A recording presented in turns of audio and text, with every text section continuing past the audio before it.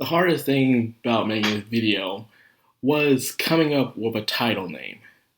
Logical fiction or rational fiction? I couldn't decide which one. And then I like, rational fiction. Definitely rational fiction. It can't be any other. Because I like the sound of it. Logical means it makes sense. Rational means, to think calmly about something. Let's think this through. Let's be rational. Logical is, let's let's find something that actually is truth within something. So I want to do rational. Something that isn't over extreme. No one's taking it to the max. And that's exactly what they're trying to do in this kind of situation. I've never seen anyone take on this kind of supernatural situation before, ever. Like, seriously, usually in shows you see them, catching some spell or some magic or whatever, or some ancient artifact to get rid of some supernatural presence. But I've never seen so much thinking and process I have to go through just to get rid of something like this. So when you think about it, it makes sense. You can't just spiritual blast your way out of this. It's impossible because it's something that can be kept on being like a god. Some gods are only exist because of the belief and faith that humans put into them. The more faith and belief you put into something, the stronger it becomes. An aberration. And still Lady Nada say has become an aberration. Something you just can't kill physically. And so I like how this thing doesn't have will on its own. It's created by the will of Wikipedia. Freaking Wikipedia, man. WikiLeaks. Who else would come up with something this crazy? I like it, When doing something on the internet, you can't fight it physically. You gotta fight it virtually. You gotta put a lot of thought into it. You gotta make it where people will believe you, whether it's truth or fiction. Or just in fact. Fact or fiction. Sounds better. And that's what I like about this series, man. So much thinking into this. They're sitting there bringing out documents. She needs to learn more about how this woman died, what really happened, and where all this is coming from. And with her wiki site, people are trying to create and believe, because people believe a lot of crazy stuff in the world. And if there's people to believe it, they will write about it on the internet and share their thoughts. And those thoughts will come together as a single essence to create something. Have you ever seen a movie called Smiley? It's a terrible movie. It was entertaining to watch, but it was still terrible. It's pretty much the evil through the internet. You gotta put I did it for laws for God knows, I forgot how many number of times the Smiley will show up and kill you. Almost like Bloody Mary, but instead you're doing it through the internet. That proves how much something has so much faith in that it became an evil essence. I wish they did a better job at it, but it's a perfect example for what's going on in this series right now. So now they're talking about how to get rid of her. They need to create something, a rational fiction, something that isn't true but quite true. There's some truth in there, but it isn't, for people to really believe it and think, oh yeah, that's reasonable. That could happen. These people won't just fall for anything on the internet.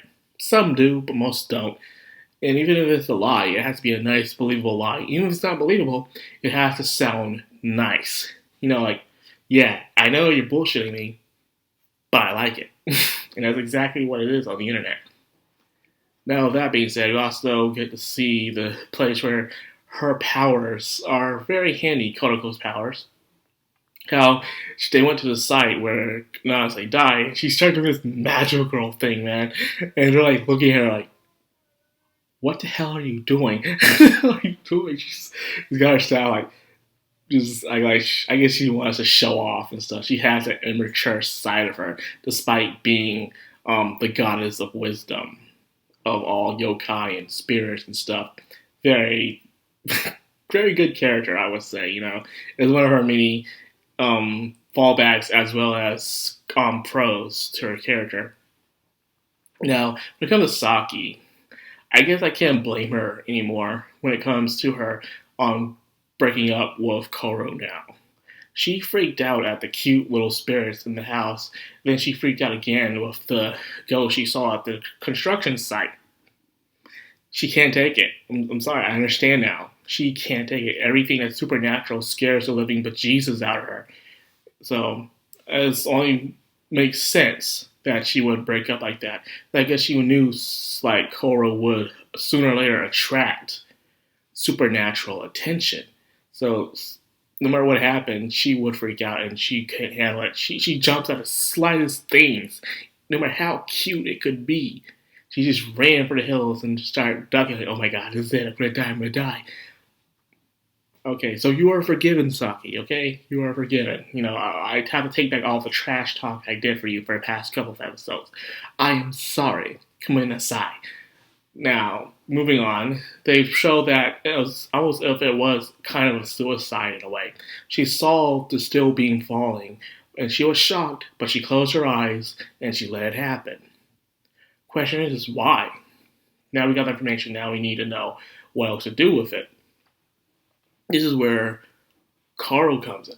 As I said about the kudon that he ate when he was a child, along with the mermaid meat, he has the power to see the future. But however, there's a reason why the kudons die when they predict the future. It's because the future is like a branch. You can start off from the present, and you go up, you see infinite, so many different numbers, so many choices, so many paths that we take on life. And because of that, there's too many. The Kuban make it where you can make it into one chosen path. However, that takes a lot of strain on the body and probably the spiritual essence as well. And because of that, they die. That makes a lot more sense now. It's like, I see the future, and now I die. It kind of sucks, if everyone went through that when they die, they see the future.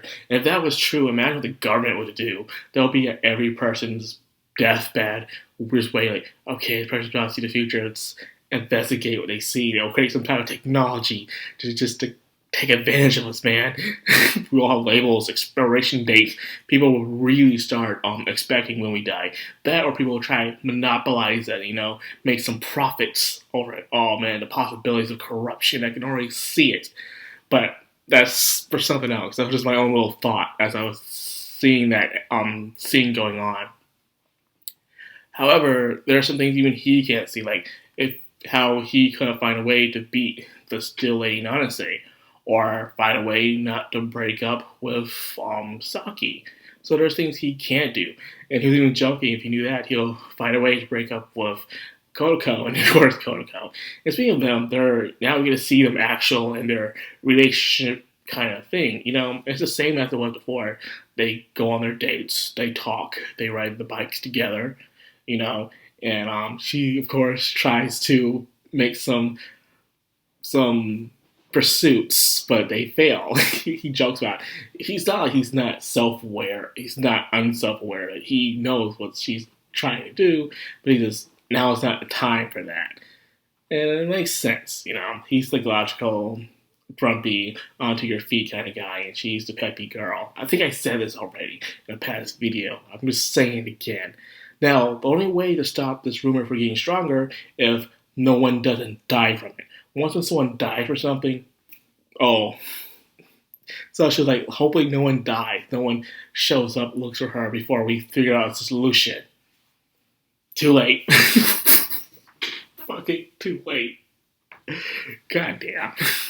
You just jinxed yourself, Kodako. She jinxed herself. And then again, she probably knew it was going to happen, because stuff like this happens sooner or later. Because the rumor was getting stronger about Nanase. So it was a matter of time before whoever's controlling Nanase would move up to the next level of killing.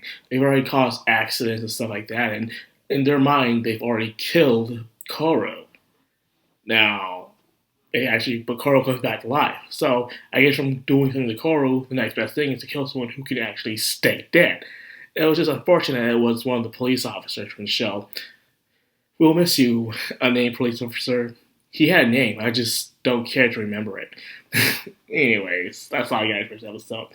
Very interesting, once again, nice dialogue heavy show, but this time we see more chemistry between Kodako and Koro, which I do enjoy, and Saki, you are forgiven again.